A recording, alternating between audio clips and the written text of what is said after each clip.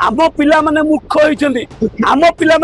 पुस्तक पाठ करे भूल कराई तेणु आम ओडिशार मंत्री से केमिति चुप दिन सीए काई अपन इस्तफा देई नाहंती एवं ए नित्यागंड भूल करथिबो तांकु इस्तफा दाबी दबारे आमे समस्ते आह्वान दवा जे आपण इस्तफा ग्रहण करंतु नचेत तुरंत 7 दिन मध्य आपण पुस्तक को ठीक करंतु एरोप्लेन चलाउछन्ती छात्र छात्री माने निबुड़ा निबुड़ा पाठ पढुछन्ती एटी ओडिया अस्मिता रहिला कोडी आज्ञा शिक्षा मंत्री इंग्रजी मध्ये ठीक से कहि पारु नांती से शिक्षा समाज रे एटी ओडिसा रे ओडिया अस्मितार डिंडिम पिटिबा निहाती निंदनीय घटना जे पर्यंत मंत्री माने तांकर नैतिक दायित्व रु बहिर्भूत हेबे नैतिक दायित्व को निज मुंड को नै स्वीकार करी छात्र छात्री भविष्य सहित खेलिबारु निवृत्त रहिबे से पर्यंत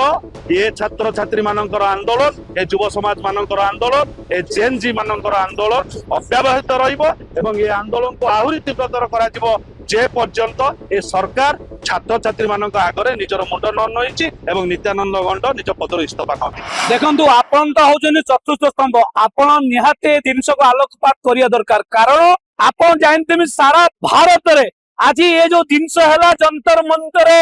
पिला छात्र जेएनजी माने मार खाइले एवं शिक्षा मंत्री आज्ञा आपण धर्मेंद्र प्रधान इस्तफा देले किंतु लॉसटा कोड हेछि ओडिसा रे हेछि को भारत वर्ष रे राज्य गोटे हला ओडिसा जोड़ा से क्षतिग्रस्त होइछि आम पिला माने मूर्ख होइछन्ति आम पिला पुस्तक पाठ करे भूल कराई तेणु आम ओडिशार मंत्री से केमिति चुप दिन सीए काई अपन इस्तफा देई नाहंती इटी ओडिशा अपमानित होला आज ओडिशा भारतर जो कहथुआ विश्व गुरु जे पाठ्यक को आज खोजा जाउची जो माने ओडिशार जे माने आज देखंतो भागवत कतुर आरंभ कर जगन्नाथ दास कतुर आरंभ करी अन्यतम अनेक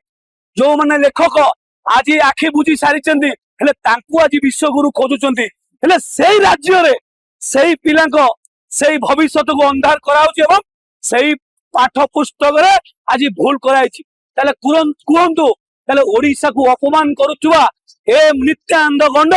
को अधिकार रे तांसी अछंती तेनु तांकु आपनको माध्यम रे आमे अनुरोध करूचु ये जेएनजी जोडे आज बसिचंती आज आमे समर्थन युवक हिसाब रे मु करूची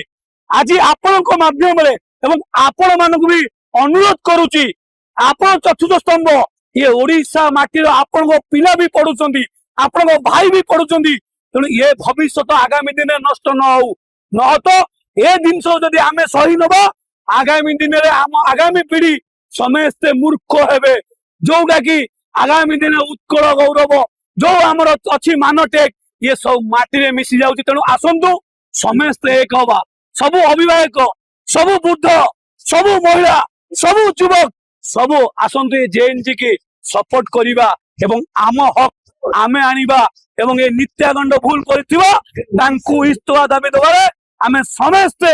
आह्वान दवा जे आपण इस्तफा ग्रहण करंतु नचेत तुरंत 7 दिन मध्य आपण पुस्तक को ठीक करंतु न तो पुरातन पुस्तक जो पुस्तक रे आज आमे माने पढ़ी के आछू आज के केते ओएस आईएस हेइचंदी पण से पाठ पढनतले एमिति तुमे किछि एमिति उडा परिवर्तन कलो जो परिवर्तन 2 वर्ष रे आज दुनिया देखुची लास्ट को आपण बही भी आपण कर दे तले झाल मुड़ी दिया हला इंग्रजी बही रे रजदोली गीत तेणु कौन आम पिला पाठ पढ़े कौन शिखे कौन उद्देश्य तमर उद्देश्य प्रकृत नागरिक को उच्च शिक्षित करवा ना मूर्ख करवा मु आपण माध्यम रे ए ओडिसा रो 4.5 कोटी की कहूची हे ओडिसा 4.5 कोटी युव छात्र आसो इने दल बल निर्विशेष रे समस्त एक हवा आम ओडिसा रो मान आमे टेग रखिबा एवं भूल हेतु पुस्तक केमिति ठीक हबो ताकू सरकार को चाप प्रदान करवा यही आपण माध्यम मु अनुरोध रखुची ओडिसावासी आज जो युव छात्र एठारे आंदोलन होउची समस्त एकत्रित होइछन्ती ए आंदोलन आज पल्ली ठारे नहे ए आंदोलन पल्ली ठारू दिल्ली पर्यंत सुना जिबार आवश्यकता अछि कारण जेउ राज्य रे नैतिकता नाही जेउ राज्य रे नेतृत्व मानकर नैतिक दायित्व नाही से माने निज मुंड को दोष नबार जहार अधिकार नाही से माने अन्यर इंगित रे एठारे राजनीति करूचंती एवं छात्र छात्री मानकर भविष्य सहित खेल खेलुचंती आपण अतीतर इतिहास पृष्ठा को जदि लौटेइबे ताले अतीतर जेतबेले लाल बहादुर शास्त्री परि नेतृत्व गोटे साधारण रेल दुर्घटना रे किछि लोक मृत्यु रे ନିଜର ନୈତିକତା ଦାୟିତ୍ୱକୁ ନିଜ ମୁଣ୍ଡକୁ ନେଇ ଯେ ତାଙ୍କ ପାଇଁ ଆଜି ରେଳ ଦୁର୍ଘଟଣା ହେଲା ଏବଂ ଯାନ୍ତ୍ରିକ ତ୍ରୁଟି ନୁହେଁ, ଏହା ଜଣେ ନେତୃତ୍ୱର ଅଧିକାର ଏବଂ ନେତୃତ୍ୱର ନୈତିକ ଦାୟିତ୍ୱ। ତେଣୁ ଭାରତ ବର୍ଷରେ ମୋ ଭଳି ନେତୃତ୍ୱର ଆବଶ୍ୟକତା ନାହିଁ, ଯୋଉ ନେତୃତ୍ୱ ପାଇଁ ଆଜି କିଛି ଲୋକଙ୍କ ଜୀବନ ଚାଲିଗଲା। ତେଣୁ ଶାସ୍ତ୍ରୀଜୀ ଭଳିଆ ନେତୃତ୍ୱ ଯଦି ସେତେବେଳେ ଗୋଟିଏ ରେଳ ଦୁର୍ଘଟଣା ପାଇଁ ଇସ୍ତଫା ଦେଇ ପାରୁଥିଲେ, ତାହେଲେ ଆଜି ଲକ୍ଷ ଲକ୍ଷ ଛାତ୍ରଛାତ୍ରୀଙ୍କ ଭବିଷ୍ୟତ ଜୀବନକୁ ନଷ୍ଟ କରୁଥିବା, ଅନ୍ଧାରରେ ରଖିଥିବା ନିତ୍ୟାନନ୍ଦ ଗଣ୍ଡଙ୍କ ଭଳି ନେତୃତ୍ୱ କାହିଁକି ଇସ୍ତଫା ଦେଉନାହାନ୍ତି? ଆପଣ ମାନେ ଗତ କିଛି ଦିନ ତଳେ ଦେଖିଥିବେ, ଯେତେବେଳେ କେନ୍ଦ୍ରର ମନ୍ତ୍ରିମଣ୍ଡଳରୁ ଧର୍ମେନ୍ଦ୍ର ପ୍ରଧାନଙ୍କ ଭଳି ନେତୃତ୍ୱ ଶିକ୍ଷାର ନୈତିକ ଦାୟିତ୍ୱ ହଟିବାରୁ ତାଙ୍କୁ ଇସ୍ତଫା ଦେବାକୁ ପଡିଥିଲା ଏବଂ ତାଙ୍କ ଭଳି ନେତୃତ୍ୱ ଇସ୍ତଫା ଦେବା ପରେ ଯେତେବେଳେ ଏୟାରପୋର୍ଟକୁ ଆସିଥିଲେ, ତାଙ୍କୁ ସ୍ୱାଗତ କରିବା ପାଇଁ ଯେଉଁ ଯାଇଥିଲେ, ସେଥିମଧ୍ୟରେ ପ୍ରମୁଖ ଥିଲେ ଓଡିଶାର ଏ ଶିକ୍ଷାମନ୍ତ୍ରୀ ନିତ୍ୟାନନ୍ଦ ଗଣ୍ଡ,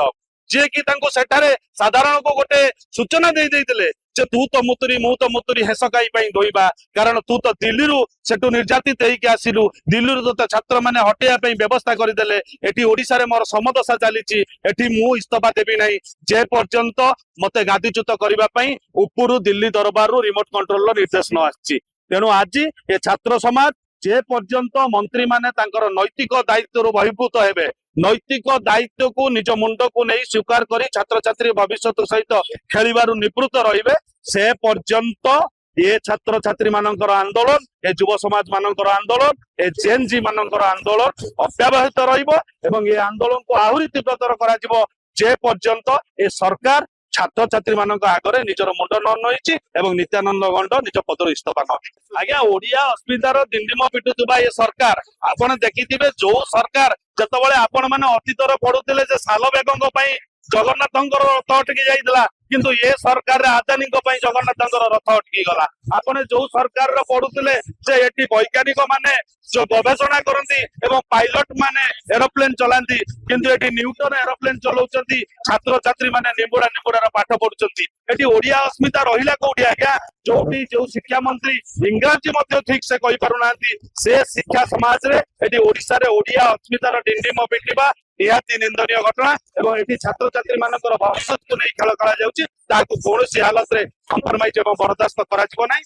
ଯେ ପର୍ଯ୍ୟନ୍ତ ନିତ୍ୟାନନ୍ଦ ଗଣ୍ଡ ଇସ୍ତଫା ନ ଦେଇଛନ୍ତି, ସେ ପର୍ଯ୍ୟନ୍ତ ଏ ଆନ୍ଦୋଳନ ଚାଲିବ ଏବଂ ଆହୁରି ଆଗକୁ ତୀବ୍ରତର ହେବ।